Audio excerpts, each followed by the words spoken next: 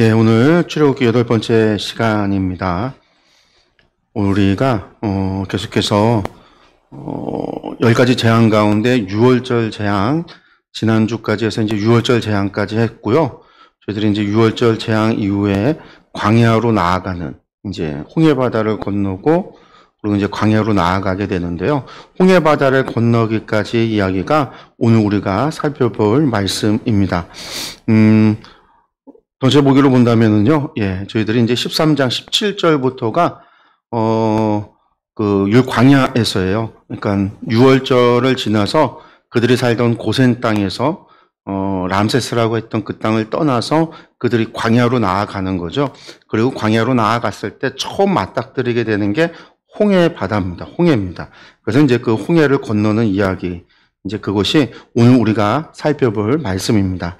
한번 보시면은요, 시내산으로 가는 이 광야 여정은요, 구름기둥과 불기둥, 그리고 홍해를 건너고, 그리고 광야에서의 이야기, 이 세 가지로 나눠지는데요.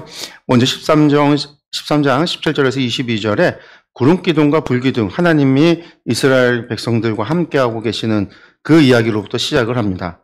우리가 이제 말씀을 보면은요, 바로가 백성을 보낸 후에, 바로가 백성을 보내고 난 다음에요, 블레셋 사람의 땅의 길은 가까울지라도 하나님이 그들을 그 길로 인도하지 아니하셨으니 이는 하나님이 말씀하시기를 이 백성이 전쟁을 하게 되면 마음을 돌이켜 애굽으로 돌아갈까 하셨음이라.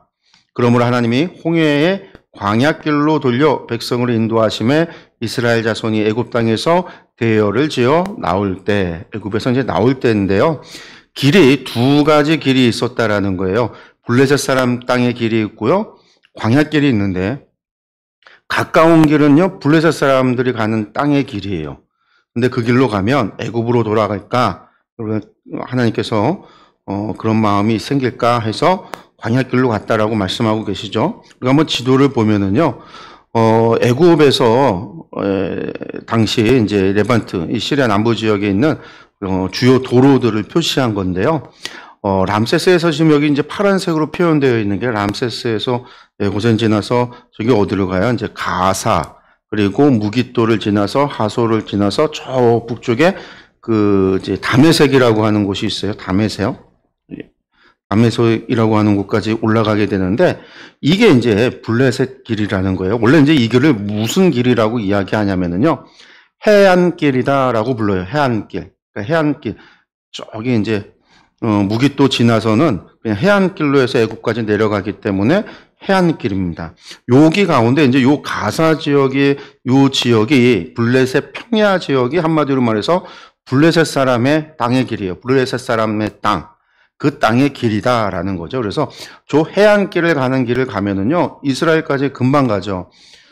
나중에 이제 신약에서 예수님 이제 탄생했을 때 요셉과 마리아가 헤롯의 박해를 피해서 도망가게 될 때 어느 길을 따라가냐면 해안길을 따라서 애굽으로 가요. 왜냐하면 이 길이 가장 짧은 길이니까 가깝고, 그리고 평안한 길입니다. 해안가 쪽으로 가는 길이.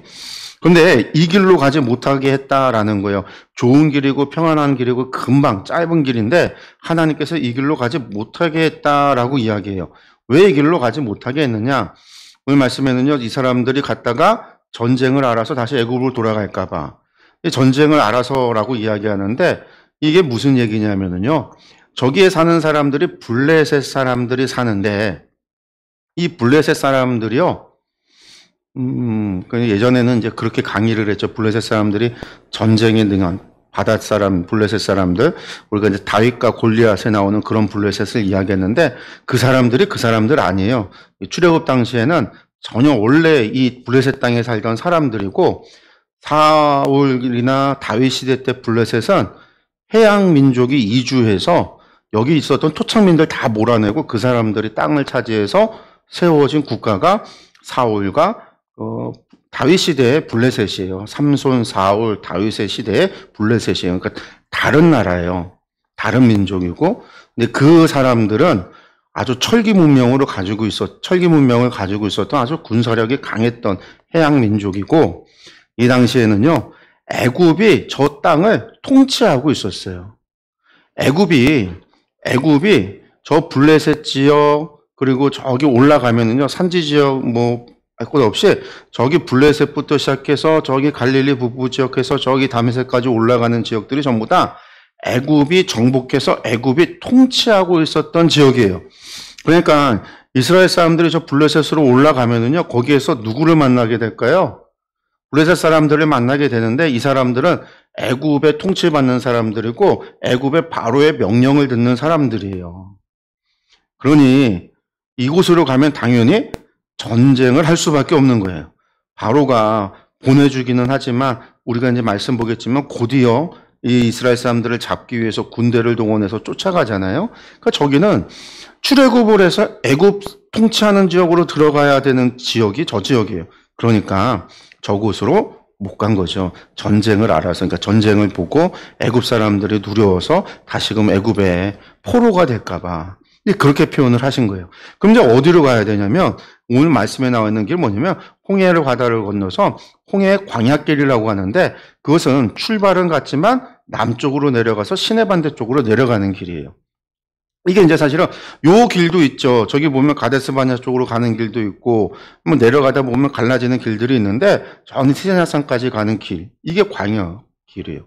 근데 중요한 거는 사실은 시내산이 가야죠. 왜냐하면 하나님께서 모세를 시내산에서 만난 다음에 하나님께서 모세에게 무엇을 명하셨어요? 이 땅에 데리고 와라 라고 그랬잖아요.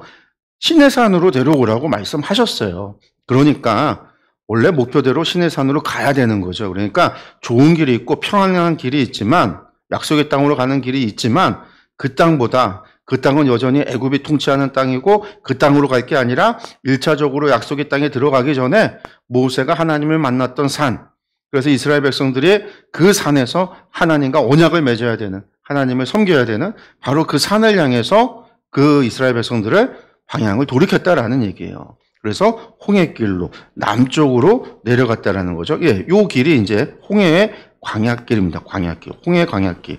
그러니까 저 부분이에요. 이제 시내 반도 쪽으로 넘어가기 전에 홍해 광야길이라는 게 숫곳을 향해 내려가고 있는 저 길이 홍해의 광야길이다라고 보시면 됩니다. 모세가 요셉의 유고를 가졌으니 이는 요셉이 이스라엘 자손으로 단단히 맹세하게 하여 이르기를 하나님이 반드시 너희를 찾아오시리니 너희는 내 유고를 가지고 나가라 하였음이더라. 이때 나갈 때 모세가 요셉의 유고를 챙겼다라는 거죠. 창세기 50장에도 요셉도 맹세시켰잖아요. 자녀들에게, 이스라엘 자손에게 맹세시켜서 이르기를 하나님이 뭐 하신다고요? 반드시 당신들을 돌보시리니 당신들은 여기서 내 해골을 메고 올라가겠다라 하였더라. 요셉이 맹세시켰던 것처럼요. 요셉으로부터 지금 몇 년이나 흘렀냐면 200년이 넘은 시간이에요. 그런데 이스라엘 사람들이 요셉의 무덤을 알고 있었다라는 거죠. 그러니까 유고를 챙길 거 아니에요. 유고를 모아뒀던 것을 알고 있었다라는 거예요. 그 얘기는 이 대대로 이스라엘 사람들이 요셉의 유언을 기억하고 그 유고를 간직하고 지킨 거죠. 그리고 여기서 또 알 수 있는 거예요. 그 오랜 세월이 지났지만 그들이 하나님에 대해서 잘 알지 못했고 아브라함의 하나님, 이삭의 하나님, 야곱의 하나님인 줄은 알지만 하나님 여호와가 어떤 분이신지, 여호와라는 이름조차도 잘 모르고 하나님은 어떤 분이신지 잘 모르고 살았지만 그럼에도 자신들의 조상의 하나님을 기억을 했다라는 거예요.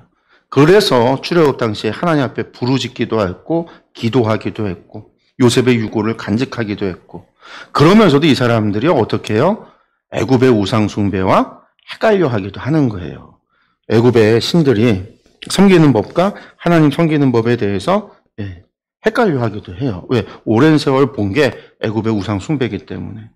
그건 이제 곧바로 홍해바다 앞에서 다시 한번 반복되어지는 걸 봅니다. 예, 나왔습니다. 그 다음에 어디를 떠나요? 그들이 숫곳을 떠나서 광야 끝 에담의 장막을 치니, 숫곳까지 오고 숫곳을 떠나서 광야 끝에 왔다라는 것은 그 너머에 뭐가 있다라는 얘기일까요? 이제 끝에 왔다라는 거는 홍해바다가 있는 곳까지 간 거죠. 여호와께서 그들 앞에서 가시며 낮에는 구름 기둥으로 그들의 길을 인도하시고 밤에는 불기둥을 그들에게 비추사 낮이나 밤이나 진행하게 하시니, 낮에는 구름 기둥, 밤에는 불기둥이 백성 앞에서 떠나지 아니하니라. 언제부터 구름 기둥, 불기둥이 이스라엘 백성들을 인도했느냐? 출애굽을 하면서부터, 애굽을 떠난 서부터. 그들이 광야로 나아갈 때 하나님께서 그때부터 함께 했다라는 거죠. 구름 기둥과 불 기둥으로 그들을 지키고 그들을 보호하고 그들을 인도했다라는 얘기입니다. 예. 보시면은요, 예, 아까 지도를 다시 한번 보면 저기 숫꽃이라고 하는 곳이 있잖아요. 저게 숫꽃인데 숫꽃 옆에 호수 하나가 있어요. 호수. 저 숫꽃이라고 하는 곳이 람세스로부터 남동쪽으로 한 52km 정도 떨어져 있어요. 그러니까 하루길을 조금 더 가는 거죠. 거기에 보면 이제 지금 오늘날 테렐 마스쿠타라고 불리는 거기가 아마 숫꽃일 것이다라고 추정을 하고요. 거기에 뭐가 있냐면 저기 보이는 호수가 하나 보이는데 저게 비터 호수라고 하는 거예요. 비터 호수라고 하는 건데 지금은 이제 호수예요. 수에즈만에서 북쪽으로 16km 정도 호수인데 예전에는 이 여기가 바다였대요. 수에즈만으로 다 연결되어 있었던 바다였다라는 거예요. 15세기 때만 하더라도 다 바다였다라는 거죠. 그러니까 이게 무슨 얘기일까요? 사막이 대륙이 바다를 덮어서 덮인 거죠. 그래서 바닷길이 끊기고 호수가 되어지는 염의 호수가 되어진 거지. 과거에는 저희가 홍해로 다 연결되어져 있던 수로였다, 바다였다라고 하는 겁니다. 예, 이제 숫꽃까지 왔고요. 그 다음에 이제 보면은요, 14장 1절에서 15장 21절에 홍해를 건너는 이야기가 나옵니다. 이제 바다 끝까지 왔으니까 홍해를 건너는데요. 홍해를 건너는 이야기가 두 가지예요. 14장에 홍해를 건너고요. 홍해를 건넌 것을 기념해서 모세와 미리암의 노래가 15장에서 1절에서 21절에 그 모세와 미리암의 노래가 나옵니다. 먼저 홍해를 건너는 것 말씀을 14장 말씀 보면은요. 여호와께서 모세에게 말씀하여 이르시되 이스라엘 자손에게 명령하여 돌이켜 바다와 믹돌 사이에 비하이롯 앞 곧 바알스본 맞은편 바닷가에 장막을 치게 하라. 바로가 이스라엘 자손에 대하여 말하기를 그들이 그 땅에서 멀리 떠나 광야에 갇힌 바 되었다 하리라. 3절 말씀 보면은요. 바로가 한 얘기가 아니라 지금 하나님께서 미리 얘기하시는 거예요. 야, 너희가 어디에 가서 장막을 치냐면 사실은 바닷가에 갈 필요가 없어요. 북쪽으로 더 돌아가면은요. 육지를 따라서 갈 수 있어요. 홍해바다 건너지 않고요. 북쪽으로. 왜냐하면 애굽 시대 때는 이게 수에즈가 지금이야 수에즈 운하를 뚫어서 지금 인도양이랑 지금 지중해랑 뚫어서 거기에 배들이 다니고 바다가 연결이 되어 있지만 과거에는 연결되어져 있지 않았단 말이에요. 그게 과거에 수에즈를 뚫어서 수에즈 운하를 운행한 거는 나중 이후의 일이라는 거예요. 그러니까 이스라엘 사람들이 서 있는 곳에서 사실은 북쪽으로 올라가서 쭉 올라가면 아까 우리 지도 봤지만 지도 보시면은요. 북쪽으로 그냥 올라가면은요. 저기 해안길 따라가는 길로 해서 좀 돌아서 내려오면 돼요. 그런데 하나님께서 일부러 어디에 진을 치게 했다고요? 바다와 믹돌 사이에 비하이롯이라고 하는 거. 그러니까 바알스본 맞은편에 바닷가에 장막을 치게 하라. 거기에 멈춰라라는 거죠. 장막을 친다라는 건 지금 여기에 시간을 가지고 거기에 머물겠다라는 얘기잖아요. 떠날 거면 장막을 칠 필요 없어요. 장막 친다는 게 오늘날에도 텐트 하나 친다는 게 쉬운 게 아니잖아요. 간단하지 않다고요. 과거에 장막 친다는 게 간단한 행위가 아니에요. 시간을 들여서 겨우 치는 건데 그걸 친다라는 것은 지금 거기에 머물겠다라는 거예요. 정지가 됐다, 멈췄다라는 얘기거든요. 하나님께서 근데 그렇게 하신 이유가 무엇이냐라고 한다면 무엇이라는 거예요? 그것 때문에 바로가 오판하도록 하게 하나님이 그렇게 계획을 세웠다라는 거예요.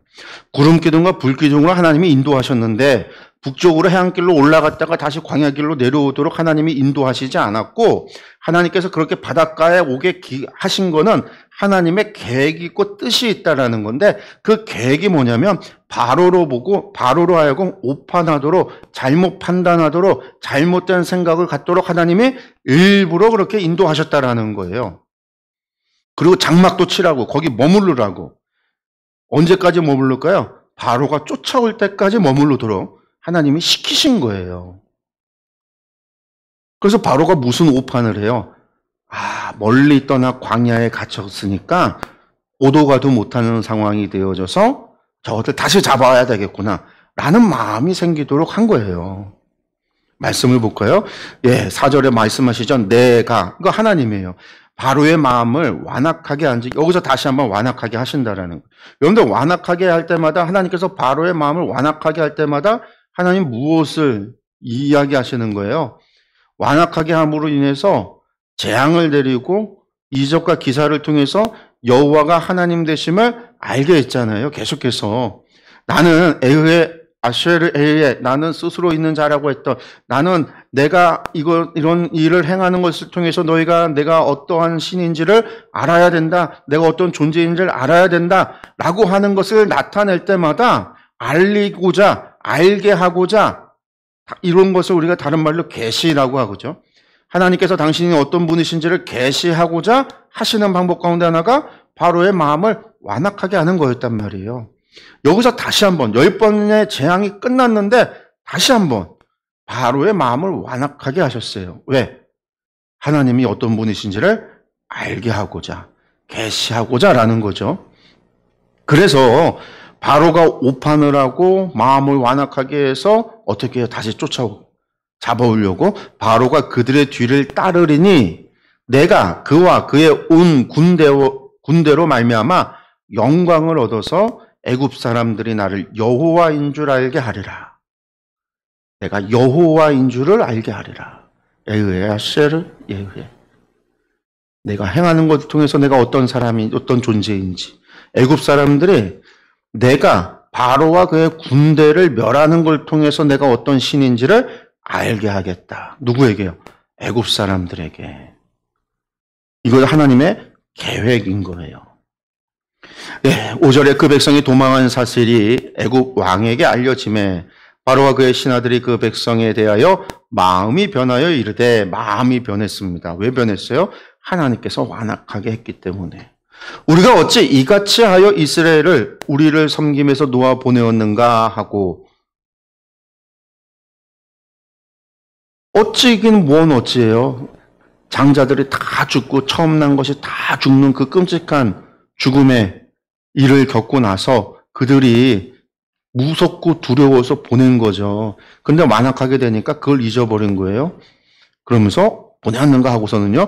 바로 가고 그의 병거를 갖추고 그의 백성을 데리고 나갈새 선발된 병거 600대와 애굽의 모든 병거를 동원하니 지휘관들이 다 거느렸더라. 당시의 병거라는 거는 전차거든요. 전차. 선발된 병거 600대라는 얘기는 아마 바로의 직할 뭐 그런 분들이었을 것 같아요. 그리고 애굽의 모든 병거를 또 동원했으니까 다 끌어모아서 지휘관들까지 다 태우고 모든 장수들과 지휘관을 다 동원해서 이스라엘 사람들을 잡으러 가는 거예요. 생각해 보세요. 이스라엘 사람들의 장정은 60만 3,550명, 500명이 넘어요. 약 200만 명 혹은 많게는 300만 명까지 하는데 그 600명, 1000명으로 그거 감당하겠어요? 안 되죠. 그러니까 긁어 모을 수 있는 대로 다 긁어 모아서 이스라엘을 쫓는 겁니다. 왜?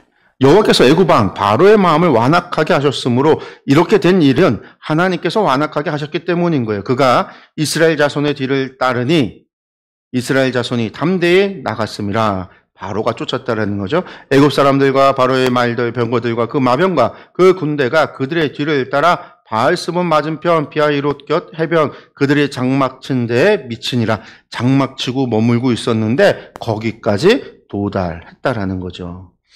이때 바로가 가까이 올 때 이스라엘 자손이 눈을 들어본즉 애굽 사람들이 자기들을 뒤에 따른지라는지 보니까 눈에 보일 정도의 위치까지 온 거예요. 당시 사람들이 뭐 눈이 좋았겠죠. 저희 이제 몽골 사람들도 평지에 사는 사람들이 시력이 좋잖아요. 2.0이 넘어가는 시력이니까 애굽 사람들도 당시에 그 수평선을 바라보고 지평선을 바라보고 살았을 테니 눈이 좋았을 거예요, 아마. 그래서 좋다고 생각해 본다면 몇 킬로 떨어져 있는 흙먼지가 일어나고 있는 군대를 봤을 거라는 거예요. 몇 킬로. 그러니까 이제 곧 쫓아올 것 같다라는 생각이 드니까 이스라엘 자손이 심히 두려워해서 여호와께 부르짖고 금방 올 것 같단 말이에요. 몇 킬로라고 해도 금방 올 것 같다라는 거예요. 거기에 전차가 달려오는 소리가 들려올 거 아니에요. 막 우두두두 뭐 흙먼지와 함께. 이스라엘 자손들이 두려워서 심히 두려워서 하나님께 부르짖어요. 이스라엘 사람들은요 지금 하나님의 계획이고 하나님께서 지금 행하신 일이다라고 하는 사실을 전혀 모르고 있는 거예요. 하나님께서 지금 이스라엘을 애굽에서 그런 10가지 재앙을 통해서 구원해 내신 하나님이 자신들을 지금 어떤 상황이에요? 구름 기둥과 불 기둥으로 함께하고 있고 그들을 인도하고 있는 상황인데 애굽의 군대가 온다고 해서 그것에 대해서 두려워한다. 신이 나와 함께하고 있고 신이 우리와 함께하고 있는데 군대를 두려워한다? 그러니까 이 사람들이 지금 하나님께 대해서 제대로 알지 못하고 있는 상황인 거죠. 하나님이 그런 온갖 기적과 기사를 행했는데도 불구하고 애굽의 군대에 두려운 상황이 되는 거예요. 그들이 또 모세에게 이르되 이스라엘 자손들이에요. 뭐라고 얘기해요? 따지는 거예요. 애굽에 매장지가 없어서 당신이 우리를 이끌어내어서 이 광야에서 죽게 하느냐? 어찌하여 당신이 우리를 애굽에서 이끌어내어 우리에게 이같이 하느냐? 하나님 앞에 부르짖었다라는 게 그러니까 하나님 앞에 구원해달라고 기도했다라는 게 아니라 원망했다라는 얘기예요. 그 원망이 모세에게도 가서 왜 애굽에 매장지가 없어서 우리 데리고 와서 여기서 다 죽이려고 하느냐라고 묻고 따지는 거죠. 우리가 애굽에서 당신에게 이른 말이 이것이 아니냐? 우리가 이런 말 하지 않았느냐라는 거예요. 우리를 내버려 두라고 하지 않았느냐? 우리가 애굽 사람을 섬길 거라고 얘기하지 않았느냐? 애굽 사람을 섬기는 것이 이 광야에서 죽는 것보다 낫겠노라. 지금 무슨 말이에요? 애굽 사람 섬기느라 다 죽게 생겼어. 아들은 태어나자마자 애굽 나일강에 다 던져지고 그렇게 그들이 핍박을 당하고 고난을 당하고 어려움을 당해서 하나님 앞에 부르짖었잖아요. 제발 살려달라고 부르짖었잖아요.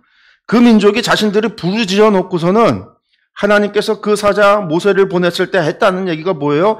야, 우리 좀 내버려두고 우리 그냥 애굽 사람 섬기겠다고 한 것 아니냐. 이 사람들이요 10가지 재앙을 다 경험했어요. 그럼에도 불구하고 하나님에 대한 온전한 지식도 없고 믿음도 없는 거예요. 그런 기적을 봤는데 그런 이적을 봐놓고 물의 피로 변하고요. 태양이 감춰지고요. 메뚜기 때, 개구리 때, 역병과 악종, 여러분들 장자가 죽고 하는 일들이 막 벌어졌단 말이에요. 하나님께서 행하셨던 일들이 이 온 애굽을 갖다가 그렇게 심판하셨고 벌하셨고 온갖 이적과 기사를 통해서 행했음에도 불구하고 이스라엘 사람들이요. 저 달려오는 애굽의 군대를 보고 나서 한다는 얘기가 이거예요. 애굽에 매장지가 없어서 우리를 이끌어내서 이 광야에서 죽게 하느냐.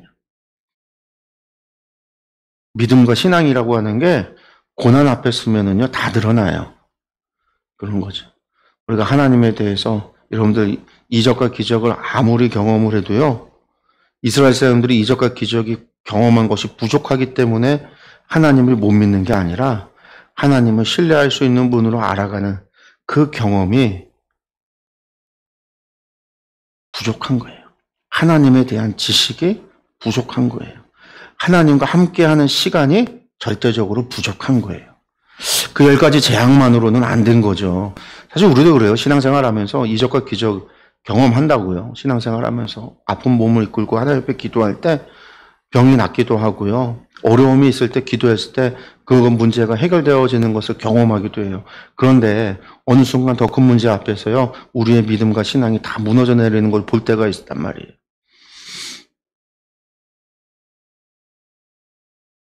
어떤 사람은 어떤 문제 앞에서 무당 찾아가고 점치러 가는.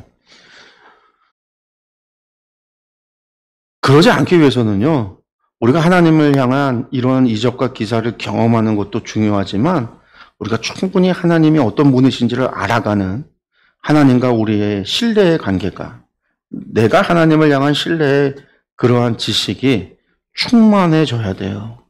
우리가 충분히 그런 시간을 가져야 되고 그런 지식을 얻어야 되고 그걸 통해서 하나님이 어떤 분인지를 알아가는 과정이 있어야 된다. 하나님을 알지 못하는데 하나님을 어떻게 신뢰할 수 있고 하나님을 신뢰하지 못하는데 어떻게 하나님 말씀을 믿을 수 있고 하나님을 어떻게 의지할 수 있겠어요? 못한다라는 거예요. 이스라엘 백성들이 지금 10가지 재앙을 겪고 나서도 하나님을 의지하지 못하는 거예요. 왜 의지하지 못하냐? 그들은 하나님을 신뢰하지 못하고 있기 때문에. 그들이 하나님을 신뢰하지 못하는 것은 여전히 그들은 하나님에 대해서 아는 것이 없어요. 아는 것이 없기 때문에. 그들이 그렇게 이야기할 때 모세가 하는 이야기입니다. 백성에게 이르되 뭐라고 얘기합니까? 너희는 두려워하지 말고 가만히 서서 여호와께서 오늘 너희를 위하여 행하시는 구원을 보라. 모세는 알고 있어요. 하나님께서 하나님의 계획이 무엇인지 하나님께서 모세에게 알려주셨거든요. 그러니까 모세가 하는 얘기가 담대하게 이야기할 수 있죠. 두려워하지 말고 가만히 있어. 괜찮아. 하나님께서 오늘 너희를 위해서 행하실 구원을만 봐. 하나님이 오늘 뭘 행할 건지 그걸 보라고. 그 얘기예요. 너희가 지금 오늘 보고 있는 저 애굽 사람들 영원히 다시는 보지 않을 거야. 그 얘기는 뭐냐면 하나님께서 그들을 전부 다 죽이실 것이다라는 거예요. 그러면서 14절에 여호와께서 너희를 위하여 싸우시리니 너희는 가만히 있을지니라. 대단히 중요한 말씀이죠. 하나님께서 너희를 위해 싸울 거야. 이스라엘 사람들이 430년 애굽에서 사는 동안에요. 애굽의 신이 자신들을 위해서 싸운 적이 없어요. 싸운다는 얘기도 못 들어봤어요, 여러분들. 여러분들 아세요? 신이 무슨 사람들을 위해 싸운다는 거 없어요. 사람이 신을 위해서 싸우는 거지. 중동의 모든 전쟁들은요, 신을 위해서 인간이 싸우고 있어요. 인간이 죽어나가고 자신들이 승리하면 신이 영광 받는다고 생각해서 신을 위해서 인간이 싸우지 신이 인간을 위해서 대신 싸우는 경우가 없다고요. 하나님께서 이스라엘 사람들에게 하는 얘기예요. 이스라엘 사람들은 하나님이 저기 하늘에 계시지만 이적과 기적을 내리지만 저 애굽의 군대 앞에서 하나님이 자신들을 위해서 대신 싸운다라는 생각을 가져본 적이 없단 말이에요. 들어본 적도 없어요. 그러니까 알지 못하고 애굽의 군대 앞에 두렵고 떨리고 무서워할 수밖에 없고 그래서 원망할 수밖에 없는데 모세는 이야기하는 거예요. 하나님은 너희를 위해 대신 싸우실 거다. 그러면 세상에 어떤 신이 인간을 위해서 대신 싸워주는 신이 있어요? 없단 말이에요. 다 가짜고 다 세상에 다른 신은 없는 거죠. 귀신이 있지만 귀신이 인간을 위해서 싸우는 것은 없어요. 근데 이야기하는 거예요. 여호와께서 너희를 위해 싸운다. 오늘 이것을 통해서 이스라엘 사람들에게 하나님께서 이스라엘을 위해 싸우신다라는 것을 그들을 인도하고 안내할 뿐만 아니라 그들을 구원해낼 뿐만 아니라 하나님은 그들을 위해서 그들의 적군과 싸우신다라는 거예요. 그것을 알게 하시고 그것에 대해서 계시하고 계시는 거예요. 여러분 하나님은요 우리를 위해서 싸우십니다. 하나님 우리에게 말씀하세요. 너희는 가만히 서서 여호와께서 오늘 너희를 위하여 행하시는 구원을 봐라. 너희는 가만히 있어 오늘도 주의 십자가를 바라봐라. 너희의 구원이 너희의 행함을 통해서 이루어졌느냐? 너희의 노력을 통해서 이루어졌느냐? 아니라 예수 그리스도의 십자가를 통해서 이루어졌더라. 너희는 오늘 가만히 있어 십자가를 바라봐라. 너희의 문제 앞에서 너희의 십자가를 바라봐라. 내가 너희를 위하여 행하리라. 내가 너희를 구원하리라. 우리가 이 사실을, 이 진리를 믿어야 되고 이것이 복음이에요. 이 복음을 믿어야 됩니다. 모세가 이야기했어요. 여호와께서 모세에게 말씀하십니다. 너는 어찌하여 내게 부르짖느냐? 이스라엘 자손에게 명령하여 앞으로 나아가게 하고 앞으로 나아가래. 이제는 장막을 거둘 때가 됐어요. 그리고 어디로 나아가요? 앞으로 나아가면 바닷가 맞은편이잖아요. 바닷가로 나아가는 거예요. 그리고 너는 지팡이를 들고 손을 바다 위로 내밀어 그것이 갈라지게 하라. 바다가 갈라지게 하래요. 이스라엘 자손이 바다 가운데서 마른 땅으로 행하리라. 바다 가운데서 마른 땅이 나와서 마른 땅으로, 젖은 땅이 아니라 마른 땅으로 간다라는 거죠. 예, 내가 애굽 사람의 마음을 완악하게 할 것인즉 완악하게 해서 끝까지 쫓게 한다라는 거예요. 그들이 그 뒤를 따라 들어갈 것이라. 어디로요? 바닷속으로도 들어갈 거다. 내가 바로와 그의 모든 군대와 그의 병거와 마병으로 말미암아 영광을 얻으리니 내가 바로와 그의 병거와 마병으로 말미암아 영광을 얻을 때에야 애굽 사람들이 나를 여호와인 줄 알리라 하시더니 이스라엘 사람들이 나를 여호와인 줄 알리라. 이건 너무나 당연한 거고요. 알아야 되는 거고요. 지금 하나님께서 마지막에 다시금 바로의 마음을 완악하게 해서 이런 일을 꾸미시는 일이 무엇이라고요? 애굽 사람들이 내가 여호와인 줄 알아야 한다라는 거예요. 애굽의 그 헛되는 신들, 수많은 신들이 아니라 여호와가 하나님이신 줄 애굽 사람들도 알아야 된다라는 거예요. 그 얘기는 뭘까요? 애굽 사람들도 구원받아야 돼. 애굽 사람들도 구원받아야 돼. 그래서 저들도 나를 경외해야 돼. 하나님은요 지금 그것을 말씀하고 있는 거예요. 그래서 애굽 사람들이요 이스라엘을 따라서 출애굽하지 않았지만 이후에라도 이것을 깨닫고 여호와가 하나님이신 줄 깨달았다고 한다면 애굽 사람들은 어떻게 해야 될까요? 자신들의 우상을 버리고 하나님을 섬겨야 되죠. 이스라엘을 쫓아서 광야로 쫓아 나아갔어야 돼요. 실제로 그런 사람이 있었는지 없었는지 우리는 알 수 없지만 하나님은요, 그것을 기대하는 거예요. 저들도 구원받아야 된다라는 표현이에요. 애굽 사람들이 나를 여호와인 줄 알아야 돼. 애굽 사람들도 구원받아야 돼. 지금 하나님께서는요, 바로와 그 군대를 통해서 여호와가 하나님인 줄을 알게 하시고자 이 일을 행하신 거예요. 그러니까 에웨 아쉐르 에웨, 내가 행하는 걸 통해서 내가 어떤 인지를, 내가 어떤 존재인지를, 내가 어떤 신인지를 너희가 알아야 되는데 하나님은 어떤 신이에요? 어떤 존재예요? 이스라엘만의 하나님은 아니신 거죠. 온 세상의 모든 민족의 하나님이에요. 모든 민족을 하나님의 백성 삼기를 원하시는 분이신 거예요. 시내에서 언약을 맺을 때에 너희들 다 쫓아왔는데 그래 왔느냐? 근데 거기서 선민들, 아브라함의 핏줄들 할례받고 아브라함의 핏줄로 되어져 있는 아브라함과 이삭과 야곱의 자손들만 내 백성이니까 나머지 잡족들은 너희들은 저쪽 한켠에 가 있어. 너희들만 일로 와. 나하고 언약 맺어. 하나님 그렇게 하신 게 아니라 거기에 참여했던 모든 잡족들, 모든 사람들, 모든 이민족까지 모든 사람들을 다 데려다가 하나님과 언약을 맺고 이스라엘로 하나님께서 하나님의 백성으로 삼으신 거예요. 그래서 이스라엘이 하나님의 백성이 우리가 그 좋아하는 단일 민족이 아니라 여러 민족이 섞여 있는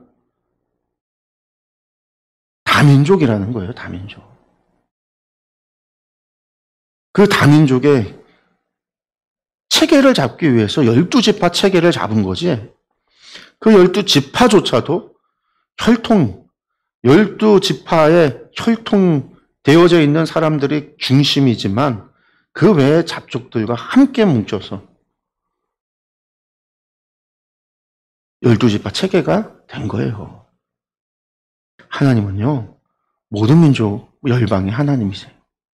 모든 민족으로 자녀를 삼으시고 하나님의 백성 삼으시고 하나님의 나라를 이루어가기를 원하시는 게 하나님의 뜻인 거예요, 여러분들. 예, 이스라엘 진 앞에 가던 하나님의 사자가 여기서 하나님의 사자라는 게 말라크인데 하나님의 사자라고 하는 건 구약에서는요, 천사를 얘기할 때도 있고 혹은 하나님을 의미할 때도 있고 혹은 선지자를 이야기할 때도 있어요. 근데 여기서는요, 아마도 천사를 얘기하는 것 같아요. 왜? 그 사자가 뒤로 옮겨가니까 구름 기둥도 그 뒤를 따라갔다라는 거예요. 이 사자가 사람은 아니겠죠. 모세가 아니에요. 모세는 앞에서 이제 손을 들고 있는 거고 모세 외에 다른 사람의 리더십이 있었던 게 아니니까 하나님의 천사를 통해서 구름 기둥을 옮겨갔다라는. 그리고서 뭐예요? 애굽 진과 이스라엘 진 사이에 애굽의 군대가 쫓아오는 그 군대와 이스라엘 사람들 바닷가에 서 있는 이스라엘 사람들 사이에 그 구름이 옮겨가서 가로막았다라는 거예요. 구름과 흑암이 있어 이쪽에는 밤이 밝음으로 밤새도록 저쪽이 이쪽에 가까이 오지 못하도록 애굽 사람들이 가까이 오지 못하도록. 여러분들 이스라엘 사람들이 봤다라고 했으니까 아무리 눈이 좋아도요, 그 거리가 뭐 10km, 20km 되진 않았을 거란 말이에요. 그 거리가 전차를 몰고 쫓아왔으면, 병거를 쫓아왔으면 금방 쫓아올 거리인데 밤새도록 못 왔어요. 눈으로 봤는데도 한두 시간이면 와야 되는 거리를 못 오고 있었다라는 거는 이것이 하나님의 기적이잖아요. 하나님께서 구름 기둥으로 막으셨다라는 거예요. 그리고 언제까지? 이스라엘 사람들이 바다를 건너갈 때까지인 거죠. 모세가 바다 위에 손을 내밀매 하나님께서 큰 동풍이 밤새도록 바닷물을 물러가게 하시니 밤새도록 큰 동풍이 불어서 바닷물을 밀어냈다라는 거예요. 밀어냈어요.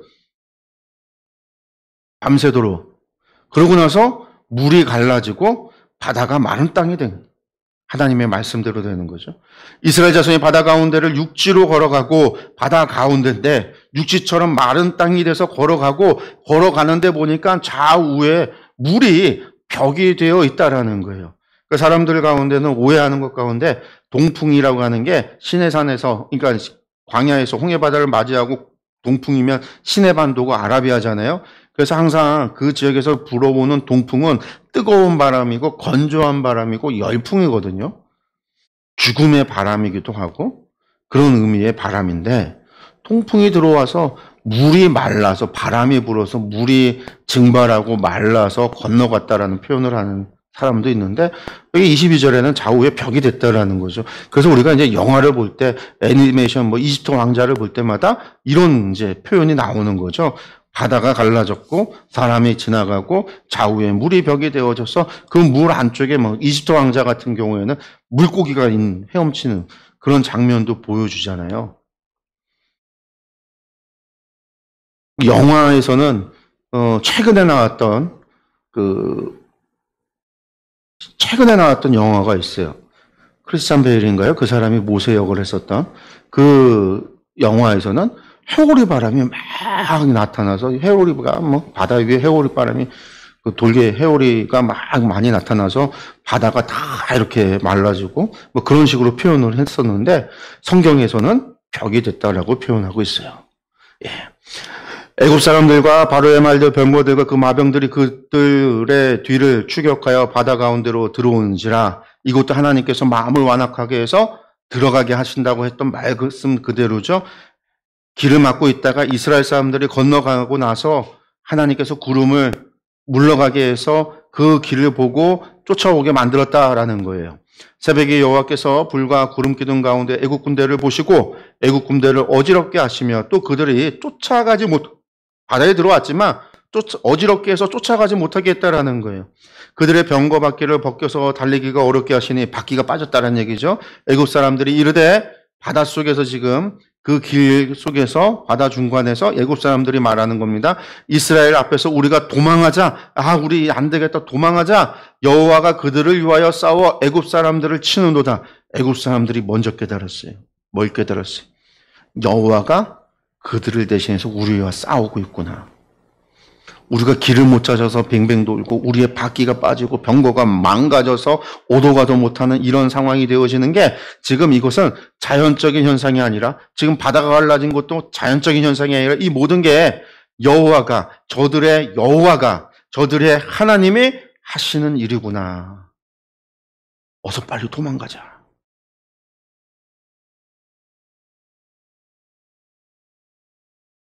깨달았지만 늦었어요. 하나님께서 어떻게 했어요?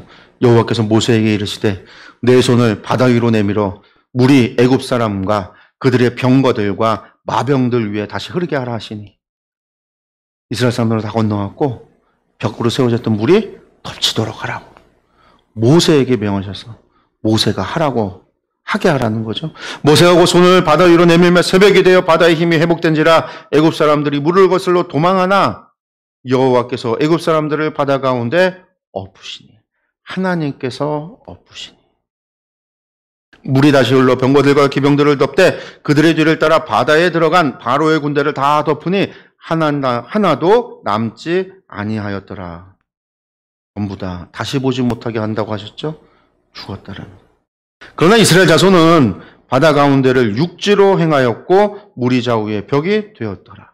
안전하게 건넜다라는 거예요. 그날에 여호와께서 이같이 이스라엘을 애굽 사람의 손에서 구원하심에 이스라엘이 바닷가에서 애굽 사람들이 죽어 있는 것을 보았더라. 이스라엘이 여호와께 애굽 사람들에게 행하신 그 큰 능력을 보았으므로 백성이 여호와를 경외하며 여호와와 그의 종 모세를 믿었더라. 결론이 중요하죠. 믿었더라. 믿음이 없었단 말이에요. 하나님께 여호와께 부르짖고 모세에게 애굽의 장지가 부족해서 우리를 광야를 끌려가서 다 죽게 만들었냐고 무악 따졌단 말이에요. 그러더니 이제 백성들이요 여호와를 경외하고 여기 사실은 두려워한 거예요. 여호와를 두려워하고 여호와 그 종 모세를 믿었더라. 무엇을 믿을까요? 하나님께서 당신의 백성들과 싸우신다라는 걸 믿는 거예요. 하나님께서 이스라엘 백성을 위하여 싸우신다라는 사실을 믿었다라는 거예요. 왜? 하나님께서 그걸 알게 하신다고 그랬잖아요. 하나님께서 그걸 알게 하신다라고 그랬잖아요. 하나님은 당신의 백성들을 위하여 싸우시는 거를. 이제 여호와를 향한 신뢰가 조금 생겨난 거예요. 경험하고 나서. 앞으로 이걸로 부족한 거죠. 계속해서 그 믿음은 자라나야 돼요. 그래서 우리가 이제 광야로 들어가서 이제 홍해를 건넜잖아요. 이제 광야로 들어서게 되는 건데 그들이 경험하는 건 그거예요. 하나님을 향한 그 신뢰가 적어요. 그러니 믿음이 적은 거죠. 그러니 문제가 나타날 때마다 불평하고 불만은, 사실 불평과 불만이 나온다는 거는요, 불안하다라는 얘기예요. 믿음이 없어서 불안하다라는 거예요. 걱정이 있다라는 거예요. 두렵다라는 표현이에요. 그걸 하나님께서 해결해 주심으로 우리의 삶의 문제들을 하나님께서 해결해 주시는 여호와 하나님, 그 하나님이 누구신가를 하나하나 배워나가며 하나님을 향한 신뢰가 자라나는 거죠.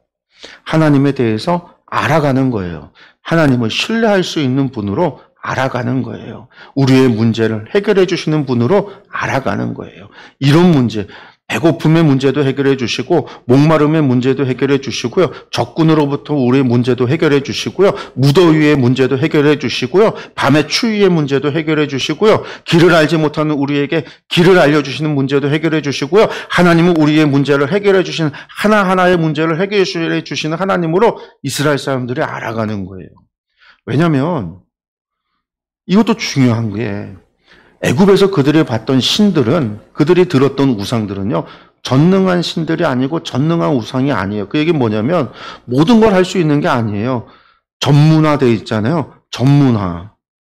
의료의 신이 있고 약의 신이 있고 치료의 신이 있고 풍요의 신이 있고 물의 신이 있고 공기의 신이 있고 다 다르단 말이에요. 모든 걸 할 수 있는 게 아니에요.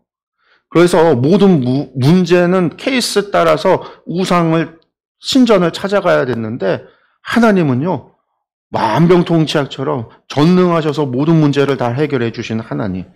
그 하나님에 대해서 이스라엘 사람들이 하나하나 경험하고 하나하나 체험하고 하나하나 배워가면서 하나님께서 당신을 계시하심으로, 그래서 에흐에 아셀의 에흐에, 당신을 행하시는 일을 통해서 하나님이 어떤 존재인지를 이스라엘 사람들이 끊임없이 배워가고 알아가는 과정이 뒤따르게 되는 거예요. 지금 홍해바다를 걷는 것도요, 그 과정의 일환이에요. 하나님이 누구신가를. 그래서 이제 이스라엘 사람들이 하나님이 우리를 위하여 싸우신다는 사실을 믿게 된 거죠. 신뢰하게 된 거예요. 그렇지만 이것도 가데스 바네 앞에서 무너지게 되지만 어쨌든 하나를 얻은 거죠. 예, 그 다음에 이제 건너와서 모세와 미리암의 노래가 15장 1절에서 21절에 노래를 부릅니다. 이때 모세와 이스라엘 자손이 이 노래를 여호와께 노래하니 그때 건너와서 하나님 앞에 찬양을 불렀다라는 거예요. 무슨 찬양을 했느냐? 결국은 이것은요, 그들의 신앙의 고백이에요. 그들이 깨달은 것이 무엇이고 그들이 배운 게 무엇이고 하나님에 대해서 무엇을 알게 됐는가에 대한 고백이에요.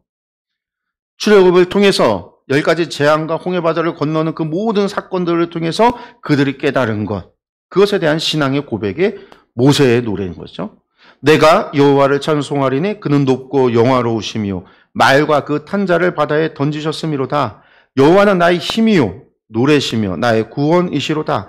그는 나의 하나님이시니 내가 그를 찬송할 것이요 내 아버지의 하나님이시니, 이 아버지의 하나님이라는 것은 아브라함과 이삭과 야곱의 하나님이라는 표현이에요. 내 조상의 하나님이라는 뜻이에요. 내 조상의 하나님이시니 내가 그를 높이리로다. 여호와는 용사시니 여호와는 그의 이름이시로다. 그가 바로의 병거와 그의 군대를 바다에 던지시니 최고의 지휘관들이 홍해에 잠겼고 깊은 물이 그들을 덮으니 그들이 돌처럼 깊은 속에 가라앉았도다. 여호와여 주의 오른손이 권능으로 영광을 나타내시니이다. 여호와여 주의 오른손이 원수를 부수시니이다. 주께서 주의 큰 위엄으로 주를 거스리는 자를 엎으시나이다. 주께서 진노를 발하시니 그 진노가 그들을 지푸라기같이 사르시니이다. 주의 콧김에 물이 쌓이되 파도가 언덕같이 일어서고 큰 물이 바다 가운데 엉기니이다. 원수가 말하기를 내가 뒤쫓아 따라잡아 탈취물을 나누리라. 내가 그들로 말미암아 내 욕망을 채우리라. 내가 내 칼을 빼리니 내 손이 그들을 멸하리라 하였으나 주께서 바람을 일으키심에 바다가 그들을 덮으니 그들이 거센 물에 납같이 잠겼나이다. 여호와여 신중에 주와 같은 자가 누구니까? 그렇죠. 그들이 깨닫는 거죠. 애굽에 그 많은 신을 봤지만 여호와여 신 같은, 신중에 주와 같은 자 누구입니까? 주와 같이 거룩함으로 영광스러우며 찬송할 만한 위엄이 있으며 기이한 일을 행하는 자가 누구니까?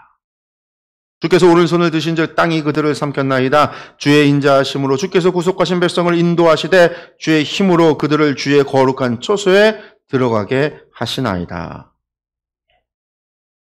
여러 나라가 듣고 떨며 블레셋 주민이 두려움에 잡히며 에돔 두령들이 놀라고 모압 영웅이 떨림에 잡히며 가나안 주민이 다 낙담하나이다. 놀람과 두려움이 그들에게 임함에 주의 팔이 크므로 그들이 돌같이 침묵하여 싸우니 여호와여 주의 백성이 통과하기까지 곧 주께서 사신 백성이 통과하기까지 였나이다. 여러분들 이 소식이 블레셋 사람들도 들으면 두려워할 거고 에돔 두령도 모압의 영웅들도 가나안의 주민도 전부 다 무서워 두려워 떨게 될 거다. 실제로 그렇죠. 에돔이 그래서 두려워서 길을 열어주지 않아요. 모압은요 언제 쳐들어올지 몰라서 두려워서 저주하려고 애쓰고 노력했죠. 가나안에 살던 라합도요 이 소식을 듣고요 여호와는 상천하지의 하나님이다. 하늘과 땅에 하나님이시다라는 것을 알고 고백을 해요. 이걸 통해서 이 사건을 통해서 애굽 사람만이 아니라 이스라엘 사람만이 아니라 블레셋 사람들이 에돔 사람들이 모압 사람들이 가나안 사람들이 여호와가 하나님 되심을 알게 된 거죠. 그 소문을 듣고 알게 된 거예요. 주께서 백성을 인도하사 그들을 주의 기업의 산에 심으시리이다. 여호와의 이는 주의 처소를 삼으시려고 예비하신 것이라 주여 이것이 주의 손으로 세우신 성소로서이다. 여호와께서 영원무궁하도록 다스리시도다 하였더라. 이게 모세의 노래예요. 하나님의 출애굽의 사건을 통해서 하나님께 드렸던 찬양. 결국 이거는요 하나님의 구원하심에 대해서 바벨론의 군대를 전부 멸하시고 이스라엘을 구원하는 그 놀라운 기적을 통해서 보여주시는 하나님의 그 권능에 대한 그 구원하심에 대한 찬양인 거죠. 그 다음에 이제 이어서 미리암의 바로의 말과 병거와 마병이 함께 바다에 들어가며 여호와께서 바닷물을 그들 위에 되돌려 흐르게 하셨으나 이스라엘 자손은 바다 가운데서 마른 땅으로 지나간지라. 아론의 누이 선지자 미리암이 손에 소고를 잡음에 모든 여인도 그를 따라 나오며 소고를 잡고 춤추니 미리암이 그들에게 화답하여 이르되 너희는 여호와를 찬송하라. 그는 높고 영화로우시며 말과 그탄 자를 바다에 던지셨음이로다 하였더라. 이게 이제 미리암의 노래, 모세의 노래와 미리암의 노래가 홍해 바다를 건너며 하나님의 구원하심을 찬양하는 거예요. 이 모세의 노래는요 나중에 요한계시록에서 다시 한번 등장합니다. 오늘 보시면 요한계시록 15장에 모세의 노래 이야기가 나와요. 그런데 15장이라는 얘기는요 15장 4절을 지나고 나서 5절 이하에서 무엇이 준비가 되냐면 7 대접 심판이 준비돼서 하나님의 심판이 최후의 심판이 이루어지는데 바로 그 직전에 이 말씀이 있어요. 보니까 또 내가 보니 불이 섞인 유리바다 같은 것이 있고 짐승과 그의 우상과 그의 이름의 수를 이기고 벗어난 자들이 유리바닷가에 서서 하나님의 검은고를 가지고 하나님의 종 모세의 노래 어린 양의 노래를 불러 이르되 하나님 곧 전능하신 이시여 하시는 일이 크고 놀라우시도다. 만국의 왕이시여 주의 길이 의롭고 참되시도다. 주여 누가 주의 이름을 두려워하지 아니하며 영화롭게 하지 아니하오리이까. 오직 주만 거룩하시니이다. 주의 의로우신 일이 나타났음에 만국이 와서 여호와께 경배하리이다 하더라. 이 보면 이게 출애굽의 사건을 모티브로 해서 요한계시록의 마지막 모습이 보여지는데 여러분 불이 섞인 유리바다, 홍해를 상징해요. 홍해 바다를 건너고 이스라엘 사람들이 하나님 앞에 모세의 노래를 불렀잖아요. 하나님의 구원하심을 찬양했단 말이에요. 이스라엘의 대적에 있던 바로를 하나님께서 그 모든 땅들, 모든 군대를 심판하고 그들을 죽이신 그 사건 앞에서 하나님의 백성을 구원하신 하나님을 찬양하며 만군의 왕이신 하나님을 노래했단 말이에요. 열방 그 당시에 블레셋이고 모압이고 에돔이고 가나안의 민족들에게 그들의 두려움, 그 소식을 듣고 두려움에 떠는 그 이야기를 노래했단 말이에요. 그것처럼 마지막에 불이 섞인 유리바다 같은 것이 있고 그 너머에 하나님의 구원받은 백성들이 무엇을 하고 있어요? 하나님의 종 모세의 노래를 부른다라는 거예요. 그 노래는요 또한 어린 양의 노래를 부른 모세의 노래뿐만이 아니라 어린 양의 노래예요. 어린 양의 노래는 뭐예요? 하나님이 우리를 구원하심에 대한 계시록 5장의 노래인 거죠. 하나님이 우리를 구원하심에 대해서 하나님께서 온 세상을 구원하심에 대해서 불렀던 구원의 노래. 그래서 모세의 노래는요 하나님의 구원하심에 대한 찬양이에요. 그것이 신약에서 이제 계시록에서 어린 양의 노래로 그리고 우리가 부르게 될 노래가 되는 거죠. 하나님의 나라에 들어 구원받은 백성 하나님께 보좌에 앉으신 이에게 부르는 하나님을 향한 찬양, 감사, 경배와 영광. 우리가 이제 이것이 모세의 노래라고 하는 것이 이런 구원받은 자의 노래, 고백이고 신약의 어린 양의 노래로 또 이렇게 계시록에서 연결이 되고 있구나라는 것을 기억하셨으면 좋겠습니다. 예, 이렇게 해서 홍해를 건너게 됐어요. 홍해를 건넜으니까 이제 뭐가 있어요? 뒤쫓아오는 애굽의 군대도 없고요. 이젠 그들에게는 앞으로 전진해 나가는 것만 남았죠. 어디까지 가요? 시내산까지 가고 넘어서 어디까지 가야 돼요? 하나님께서 약속하신 약속의 땅 가나안으로 진군해 나가는 것밖에 남지 않았어요. 그들의 그런 광야에서의 여정이 15장부터 시작이 되는데 출애굽기는 시내산까지의 여정을 기록하고 있는 거죠. 우리가 이제 민수기를 가면 시내산에서 다시 약속의 땅까지 가는 여정이고요. 그래서 이제 요단강 동편까지 가는 여정이 민수기고요. 그래서 출애굽은 시내산을 목적으로 해서 시내산으로 가는 여정이다. 15장 22절에서 18장까지가 시내산을 향해서 가는 길 가운데 있어지는 사건들, 경험들. 그리고 그것은 전부 다 무엇에 관한 거라고요? 하나님께서 어떤 분이신지를 하나님께서 행하시는 것을 통해서 하나님이 누구인지를 알게 하는 과정이에요. 하나님의 계시의 과정이에요. 그들이 겪게 되는 모든 일들은 그걸 통해서 이스라엘은 하나님에 대해서 알아가야 되고 배워가야 되고 경험해야 되고 그것을 통해서 하나님을 아는 지식이 풍성해지고 자라나야 되고 하나님을 신뢰할 수 있는 분으로 믿어야 되는 거죠. 그 과정이 광야에서의 여정입니다. 이것을 우리가 이제 이어서 보도록 하겠습니다. 예, 오늘 여기까지 하도록 하겠습니다. 예, 기도하겠습니다.